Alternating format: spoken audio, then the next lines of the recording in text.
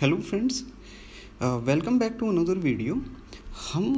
हमने last time पे discuss किया था अर्थमेटिक ऑपरेटर, और उसके बाद हमने डिस्कस किया था कि इफ़ स्टेटमेंट काम कैसे करता है।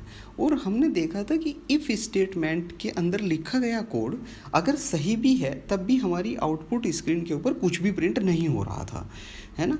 तो उस कमी को पूरा करने के लिए हम इफ़ एल्स स्टेटमेंट पढ़ते हैं। इसमें हम क्या करते हैं कि इफ़ के अंडर कंडीशन लिखी जाती है, उस कंडीशन के ट्रू होने पर इफ़ के अंडर लिखा गया कोड एग्जीक्यूट होगा।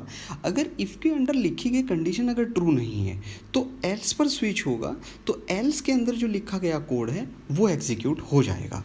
ओके, तो इसका एक सिंपल सा सिंटैक्स है। जैसे इफ़ है, इफ़ के अंडर कंडीशन है, अगर ये कंडीशन ट्रू होगी तो इफ़ के अंडर लिखा गया कोड एग्जीक्यूट हो जाएगा।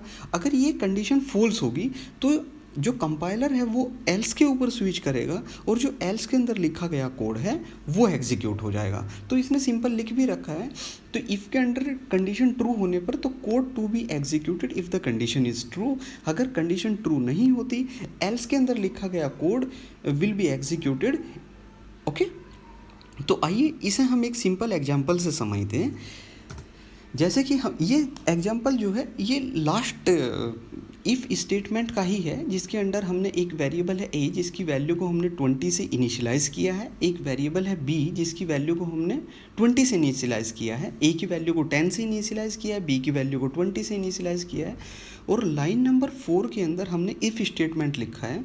इफ़ स्टेटमेंट के अंदर value of a is greater than value of b। a की वैल्यू 10 है, b की वैल्यू 20 है। अगर इसे मैथमेटिकली देखा जाए तो क्या 10 जो है वो 20 से बड़ा है, ग्रेटर है? नो।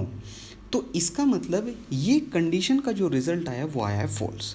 फॉल्स का मतलब इफ़ के अंडर जो स्टेटमेंट लिखा है वो एग्जीक्यूट नहीं होगा।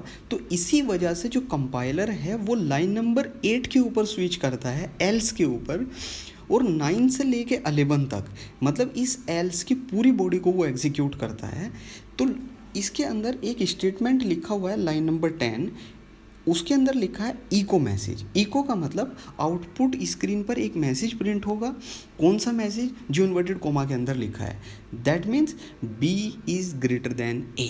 तो इसका मतलब b जो है वो a से बड़ा है ना। और लाइन नंबर 12 पर ये कोड ख़त्म हो जाएगा। तो अगर